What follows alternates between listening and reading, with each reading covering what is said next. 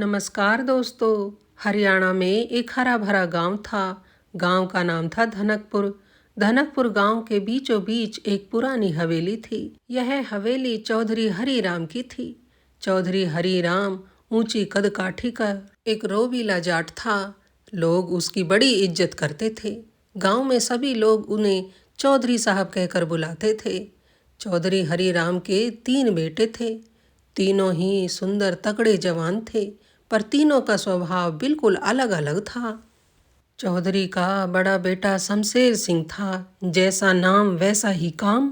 शमशेर का पूरा दिन अखाड़े में दंड बैठक लगाते हुए और मूछों में ताव देते हुए ही गुजरता। उसे खेती बाड़ी के काम में जैसे गोबर जैसी बदबू आती थी। वह किसी काम को हाथ न लगाता था। शमशेर सोचता, जेब में खूब भरपूर पैसा हो और कोई रुतबेदार पद हो।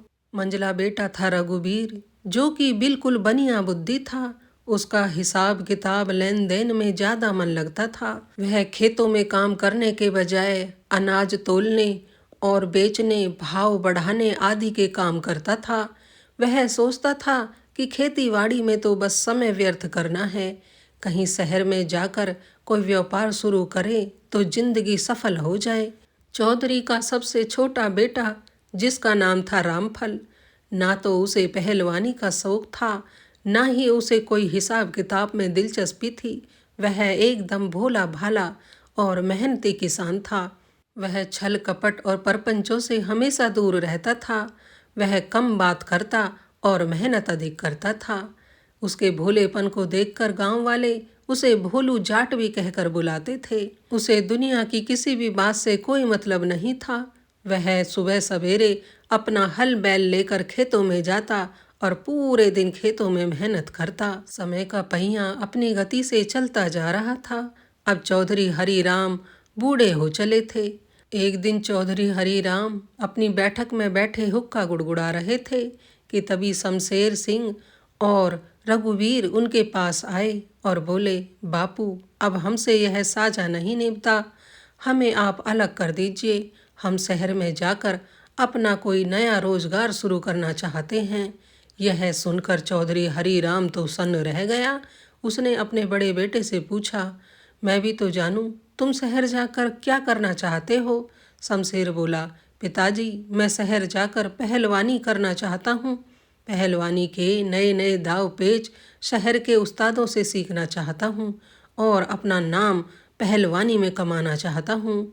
दूसरा बेटा रघुवीर भी उसके पीछे पीछे बोला, पिताजी, मेरा भी मन गांव में नहीं लगता। आप मुझे भी मेरा हिस्सा नकद राशि के रूप में दे दें। आखिर खेतीबाड़ी में रखा भी क्या है? सूखा पड़े तो मरे, बारिश तेज आ जाए, बाढ़ आ जाए तो मरे। यह सब सुनकर चौधरी हरी राम के हाथों से हुक्का की नली छूटकर नीचे गिर गई। उनका दिल अंदर से रो रहा था। उन्होंने कोने में बैठे रामफल की तरफ नजर दौड़ाई और कहा, क्यों रे रामफल, तू क्या चाहता है? तेरी क्या राय है? तेरे दोनों भाई तो घर तोड़ने पर तुले हैं। तू क्या चाहता है, तू भी बता दे। इस पर रामफल ने कहा, पिताजी, भैया जो चाहते हैं वो इन्हें दे दो। आखिर जब इनका गांव में रुकने का मन नहीं है तो इन्हें रोककर कोई फायदा नहीं है। और रही बात मेरी राय की, तो मैं आपको और अपनी जमीन को छोड़कर कहीं नहीं जाऊंगा। मैं किसान का बेटा हूँ तो किसानी ही करूँगा। धरती हमारी माँ होती है। आपने ही तो कहा था कि अपनी माँ को छोड़कर कहीं नहीं जाना चाहिए। सो पिताजी, मैं आपके साथ यहीं रहूँगा। चौधरी हरी राम ने जब अपने छोटे बेटे की यह बात सुनी तो उसकी आंखों में आंसू आ गए। अगले ही दिन चौधरी ने गांव के बड़े छोटे लोगों को बुलाया और उनके सामने बंटवारे की बात कही। दोनों भाइयों ने पहले से ही तय कर रखा था। बड़ा भाई शमशेर सिंह बोला, पिताजी, गोदाम में जो अनाज भरा हुआ है उसे बेचकर जो नगद पैसा आएगा वो आप मुझे दे दें और गांव की जमीन भी मेरी तरफ कर दें। छोटा रघुवीर बोला, पिताजी, माँ के जितने भी जेवर हैं वो आप मुझे दे दें। मैं उन्हें बेचकर अपना व्यापार शुरू करूँगा। यह सुनकर गांव के बुजुर्ग बोले, ये सब तो तुम ले लोगे, फिर छोटे वाले रामफल के लिए क्या ही बचेगा? इस बात पर रघुवीर ने ठहाका लगाते हुए कहा, अरे काका, रामफल को तो वैसे भी खेती किसानी का बड़ा ही शौक है। वो हमारे गांव के बाहर काली बंजर जमीन पड़ी हुई है ना, वो सारी रामफल को दे दो। और हमारा बूढ़ा बैल मस्त राम भी है ना, वो भी इसी की तरफ कर दो। इसे तो वैसे भी खेती किसानी का से बड़ा ही प्यार है। यह तो खेती करके ही खुश है। लोगों में कानाफूसी होने लगी। यह तो सरासर अन्याय है। तभी रामफल उठ खड़ा हुआ और बोला, भाइयों, कोई बात नहीं, वह बंजर जमीन पाकर भी मैं बहुत खुश हूँ। मैं उसे भी उपजाऊ बना लूँगा। और रही बात मस्तराम बैल की, तो वह हमारा पुराना साथी है। मैं उसे अपने साथ ही रखना चाहता हूँ। रामफल की यह बात सुनकर भला पंचायत क्या ही बोल पाती, सो फैसला हो गया। रामफल ने अपने मन में सोचा, भाइयों को खुश रहने दो। मेरे पास मेरे हाथ पैर सलामत है। मैं धरती का सीना चीर कर अनाज उगा लूंगा। ऐसा सोचकर रामफल ने कागजात पर अंगूठा लगा दिए। अब अपने हिस्से का रुपया लेकर शमशेर शहर की तरफ पहलवानी करने के लिए चल दिया। रघुवीर भी अपना हिस्सा लेकर एक कस्बे की तरफ व्यापार करने के लिए चल दिया। बूढ़े माँ बाप और बंजर जमीन और बूढ़े बैल के साथ रामफल गांव में ही रह गया। उसे इस बात का जरा भी अफसोस नहीं था कि उसे कुछ नहीं मिला, बल्कि वह तो खुश था कि उस बंजर जमीन से भी मैं अनाज उगा कर दिखाऊंगा। वह तो किसान आदमी था, उसे भला किस बात का अफसोस होगा। उसी गांव के अंतिम छोर पर एक पीपल का पेड़ था, जिस पर 3 भूत रहते थे। उन भूतों ने ना जाने कितने परिवार बर्बाद कर दिए थे। वह लोगों को बर्बाद करके समझते थे कि हमारी गति हो जाएगी। अब उन्होंने इन तीनों भाइयों का बंटवारा देखा। बहुत दिनों से उन भूतों की नज़र हरिराम के परिवार पर थी। तीनों भाई इकट्ठे रहते थे। बाप की तूती बोलती थी तो उनकी हिम्मत इनके काम में टांग अड़ाने की नहीं पड़ती थी। इन भूतों का काम ही यही था। संयुक्त परिवार की तरफ इनकी नज़र भी न जाती, और जैसे ही परिवार में थोड़ा बहुत कलह हुआ, परिवार टूटा, ये उस परिवार पर हावी हो जाते थे और उस परिवार को बीमारी, कलह और परेशानी देकर तबाह कर देते थे। आज उन्होंने चौधरी हरिराम का भी परिवार टूटते हुए देखा तो भूत मंडली बड़ी ही खुश हुई। उनका सरदार बोला, देखो भाइयों, आज इन तीनों भाइयों का बंटवारा हो गया है। अब इन तीनों को बर्बाद करना हमारे लिए आसान होगा। एक भूत से सरदार बोला, तू जा बड़े भाई शमशेर के पीछे लग जा। दूसरे भूत से बोला, तू जा मंझले भाई रघुवीर के पीछे लग जा और उसे बर्बाद कर दे। और मैं इस किसान के पीछे लगता हूँ, क्योंकि तुम लोग इसे ना तबाह कर पाओगे। यह एक किसान है। किसान को हराना बड़ा ही मुश्किल होता है, मेहनती इंसान को तो और भी ज़्यादा मुश्किल। यह तो एक किसान भी है और मेहनती भी है, सो इसको तो मैं ही निपटाऊंगा। एक चेला बोला, अरे गुरुजी, आपको उसके पास जाने की क्या ज़रूरत है, मैं इन दोनों भाइयों को ही निपटा दूंगा। इस पर खटपट भूत, जो सरदार था, वह बोला, अरे तुम इस किसान को हल्के में ना लो, यह बहुत ही भारी पड़ेगा तुम पर। इसे तो मैं ही संभाल पाऊंगा। जाओ तुम उन दोनों को बर्बाद करो। अब तीनों भूत अपने अपने रास्ते लग लिए। इधर रामफल भी अगले दिन अपने बूढ़े बैल मस्तराम के साथ कंधे पर हल रखकर उस पथरीली जमीन पर पहुंच गया। रामफल ने एक सरसरी सी नज़र जमीन पर डाली। दूर दूर तक पत्थर और कटीली झाड़ियां ही नजर आ रही थी। वहां बबूल के पेड़ों के अलावा और कुछ न उगता था।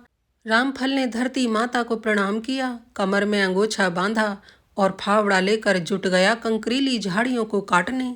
जैसे ही उसने फावड़ा एक पत्थर पर मारा, उसके पेट में भयानक दर्द होने लगा। रामफल ने सोचा, कुछ उल्टा सीधा खाने की वजह से पेट दर्द हो रहा है, थोड़ा पानी पी लूँगा तो राहत हो जाएगी। रामफल ने साथ लाए घड़े से 2 घूंट पानी पिया तो उसे थोड़ी सी राहत मिली। फिर उसने अपने अंगोछे को कसकर अपनी कमर में बांध लिया और फिर से फावड़ा लेकर जुट गया अपने काम में। फावड़ा चलाते हुए रामफल खुद से ही बातें किए जा रहा था। काम के आगे दर्द की क्या औकात। अरे दर्द तो होता ही रहता है, पर अपना काम थोड़ी ना छोड़ा जाता। भूत यह देखकर हैरान रह गया। कोई और साधारण इंसान होता तो चक्कर खाकर गिर पड़ता, पर इस अड़ियल जाट को देखो, पेट दर्द से भी इसे कोई फर्क नहीं पड़ रहा और अपने काम में मस्त होकर लगा हुआ है। अब भूत ने सोचा इसको तकड़ा दाव देना पड़ेगा। इधर रामफल ने देखा कि फावड़े से झाड़ियाँ नहीं कट रही हैं, तो उसने हल में मस्तराम बैल को जोड़ा और प्यार से उसे पुचकारते हुए कहा, चल भाई मस्तराम, लग जा अपने काम में। मस्तराम ने भी अपने मालिक का स्पर्श पाया और जोर से झटका लगाकर हल को खींचने लगा। पर यह क्या, भूत की शक्ति के कारण मस्तराम बैल हल को हिला भी न पाया और पछाड़ खाकर गिर पड़ा। यह देखकर रामफल अब कुछ कुछ समझ गया था कि यह कोई ऊपरी शक्ति है। उसने मस्तराम बैल को एक तरफ किया और बोला, मस्तराम, यह तेरे बस का काम नहीं है, इसे तो यह अड़ियल जाट ही कर दिखाएगा। इधर भूत भी अपनी पूरी जात पर था। जैसे ही रामफल ने हल को आगे खींचा, भूत ने एक कंकरीली झाड़ी का रूप धारण कर लिया और जाट के पैर के चारों तरफ चिपट गया। दर्द से कर्राता हुआ रामफल सोचने लगा, अभी तक तो यहाँ पर कोई झाड़ी नहीं थी, अचानक ही ये मेरे पैर के पास कहाँ से झाड़ी उग गई। रामफल ने भी जोर से दम लगाकर उस झाड़ी को पकड़कर खींच दिया। रामफल समझ गया था कि यह जरूर किसी भूत प्रेत का काम है। जैसे ही रामफल ने जोर लगाकर उस झाड़ी को खींचा तो जाट के दम से झाड़ी की जड़ में बैठा हुआ खटपट भूत भी हिल गया और अपने असली रूप में जाट के सामने आ गया।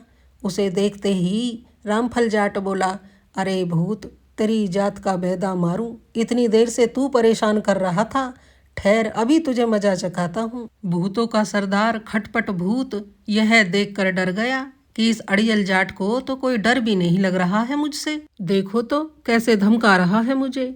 अब तो भूत ही थर थर कांपने लगा। बोला, भाई माफ कर दे मुझे नहीं पता था कि मैं किससे पंगा ले रहा हूँ।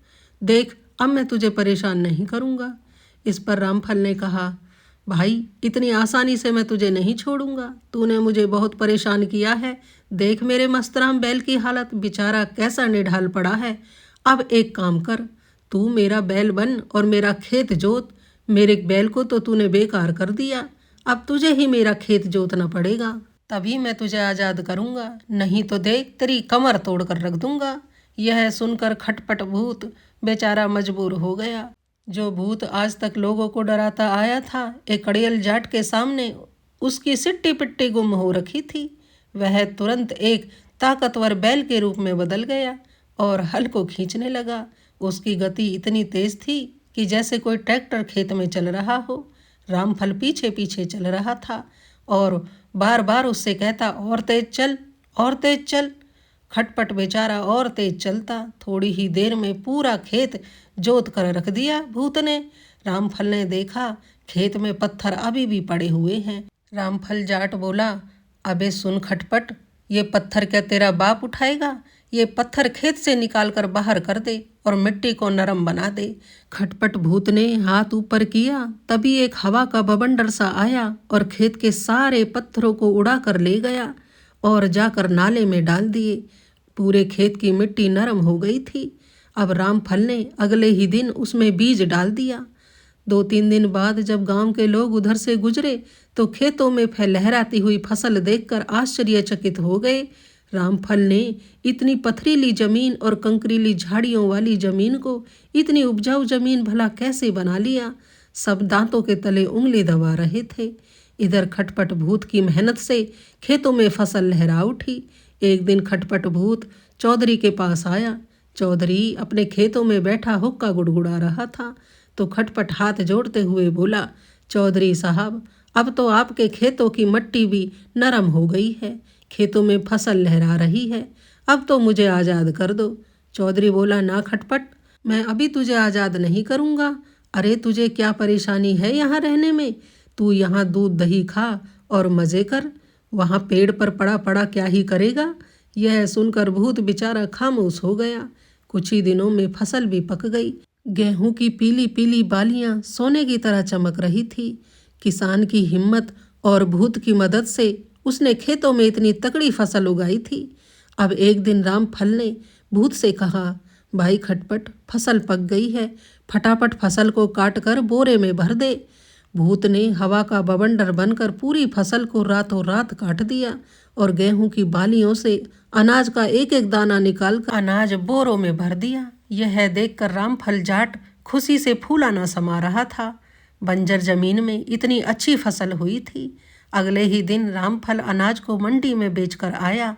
काफी मुनाफा उसे मिला था। अब रामफल के घर भरते बाहर भर गए थे। रामफल ने सबसे पहले अपनी पुरानी हवेली की मरम्मत करवाई और पूरी सुख सुविधाओं से हवेली को भर दिया। बहुत सा पशुधन भी उसने खरीद लिया। गाय, भैंस, बकरियां, सब कुछ उसके पास था।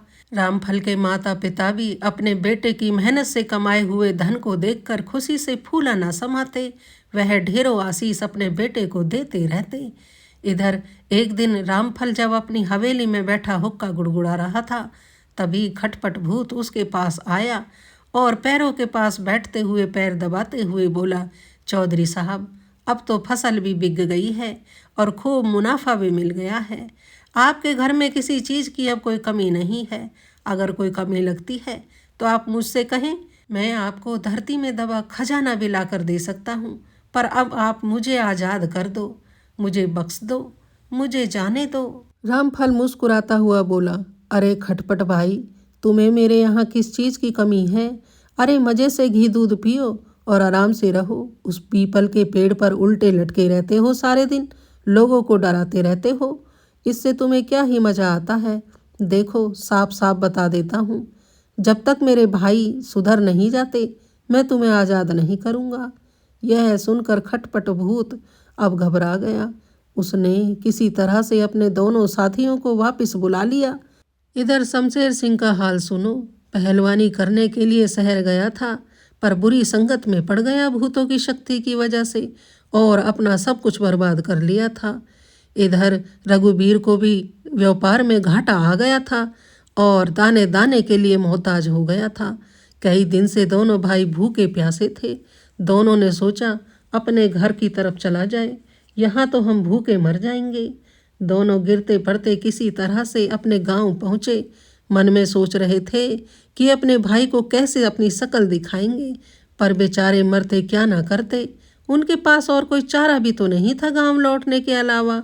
एक दिन चौधरी रामफल अपने आंगन में बैठा हुक्का गुड़गुड़ा रहा था, तभी दरवाजे पर आहट हुई। रामफल ने देखा, बड़ी ही बुरी दुर्दशा में दोनों भाई कंगाली की हालत में झुकी कमर से उसके दरवाजे पर खड़े हैं। रामफल दौड़कर अपने भाइयों के पास गया और बोला, भैया, तुम्हारी यह हालत कैसे हो गई? आओ, भीतर आओ। दोनों भाई शर्माते सकुचाते हुए भीतर आए। रामफल ने उन्हें चरपाई पर बिठाकर सबसे पहले भोजन करवाया। दोनों भोजन पर ऐसे टूट पड़े कि जैसे बरसों के भूखे हों। भोजन खाने के बाद उनकी जान में जान आई तो रामफल ने उनसे पूछा, भैया, तुम्हारी ऐसी हालत कैसे हो गई? दोनों भाई की आंखों में पछतावे के आंसू थे। वो रामफल के पैरों में लेटकर गिड़गिड़ाने लगे और बोले, भाई, हमने तुम्हारे साथ धोखा किया था, इसका फल हमें भगवान ने दे दिया है। हम पूरी तरह बर्बाद हो चुके हैं और तुम उस पथरीली जमीन पर भी हल चलाकर हमसे ज़्यादा सुखी हो। भाई, आज हम समझ गए हैं कि मेहनत करने वाला इंसान कभी दुखी नहीं रह सकता। हमने तुम्हारे साथ लाख बुरा किया, फिर भी तुमने अपनी किस्मत को बदल ही दिया। इतने में ही रामफल के पिता भी लाठी टेकते हुए बाहर आ गए। उन्होंने जब अपने दोनों नालायक बेटों को सामने पाया तो रामफल पर बरसते हुए बोले, रामफल, इन दगाबाजों को अभी घर से बाहर निकाल दे। इन्होंने तेरे साथ इतना अन्याय किया है, तूने इन्हें हवेली के अंदर कैसे आने दिया? रामफल हाथ जोड़कर अपने पिता के सामने बैठ गया और बोला, पिताजी, इन्हें अपनी गलती का एहसास हो गया है। कुदरत ने इनके साथ इंसाफ कर दिया है। अब इन पर इतने जुल्म ना करो कि इन्हें घर से बाहर ना निकालो। अब हम तीनों भाई मिलकर एक साथ अपने खेतों में मेहनत करेंगे और अनाज उगाएंगे। पिता ने अपने पुत्र की ऐसी बातें सुनी तो उसे अपने हृदय से लगा लिया और अपने दोनों नालायक बेटों से बोले, तुम तो दोनों दगा करके चले गए थे, पर यह मेरा असली सपूत बेटा है। देखो, तुम्हारी दी हुई बंजर जमीन में भी इसने कितनी बरकत कर ली है। दोनों भाई शर्मिंदा हुए खड़े थे। रामफल ने दोनों को सामान्य किया। जब दोनों सामान्य हो गए तो उन्होंने रामफल से पूछा, भाई, तुमने उस बंजर जमीन से कैसे अनाज उगा लिया? तब रामफल ने पास खड़े खटपट भूत को सामने आने के लिए कहा। खटपट भूत दोनों भाइयों के सामने प्रकट हो गया। तब रामफल ने सारी कहानी अपने भाइयों को सुना दी। दोनों भाई हैरान खड़े उसकी बातें सुन रहे थे। अब खटपट भूत पैर पकड़कर रामफल से बोला, चौधरी साहब, अब तो मुझे जाने दो, अब तो आपके दोनों भाई भी सुधर गए हैं। चौधरी रामफल हंसते हुए बोला, ठीक है खटपट, आज मैं तुझे आज़ाद करता हूँ, पर देख याद रखना, अब किसी को परेशान मत करना। अगर तूने किसी को परेशान किया तो देख तुझे उल्टा लटका कर तेरे तलवे तोड़ दूंगा। यह सुनकर खटपट भूत खड़ा हुआ। उसने चौधरी के पैर छुए और बोला, नाना चौधरी साहब, अब मैं किसी को परेशान ना करूँगा, यह मेरा वादा रहा आपसे। इतना कहकर खटपट भूत वहाँ से गायब हो गया। रामफल ने अपने दोनों भाइयों से कहा, भाइयों, तुम मेरे साथ अगर प्यार से रहोगे तो मैं तुम्हें किसी चीज़ की कमी नहीं होने दूंगा। भैया शमशेर, तुम पहलवान हो, तुम खेतों में हल चलाने का काम करोगे, और भैया रघुवीर, तुम हिसाब किताब में तेज हो, फसल का हिसाब किताब तुम ही रखोगे। और देखो, लालच बिल्कुल भी मत करना, अगर तुमने फिर से लालच किया तो मैं तुम्हें घर से निकाल दूंगा और फिर घर में कभी पनाह नहीं दूंगा। अब उनके पास किसी भूत की शक्ति नहीं थी, अपनी मेहनत थी। तीनों भाई अपने खून पसीने से मेहनत करके फसल उगाते थे। उनकी दिन दुगनी रात चौगनी तरक्की होती जा रही थी। उनके घर भरते बाहर भर गए थे। दोनों भाइयों का हृदय परिवर्तन पूरी तरह हो गया था। अब उनके घर में किसी चीज़ की कोई कमी नहीं थी। सो दोस्तों, आज की हमारी कहानी यहीं पर समाप्त होती है। तो यह कहानी हमें सिखाती है कि मुसीबत के वक्त हमें डरना नहीं चाहिए, बल्कि उसका डटकर सामना करना चाहिए, रामफल की तरह। सो दोस्तों, आज की कहानी आपको कैसी लगी? कृपया प्यारे प्यारे कमेंट करके हमें ज़रूर बताएं। कहानी पसंद आई हो तो एक लाइक कर दें। चैनल पर पहली बार आए हैं तो चैनल को सब्सक्राइब कर लें। मेरे सभी श्रोतागण के अन्न धन भंडार भरे रहें, सब सुखी और स्वस्थ रहें। इसी प्रार्थना के साथ मैं सीमा यदुवंशी आप सबसे विदा लेती हूँ। राधे राधे।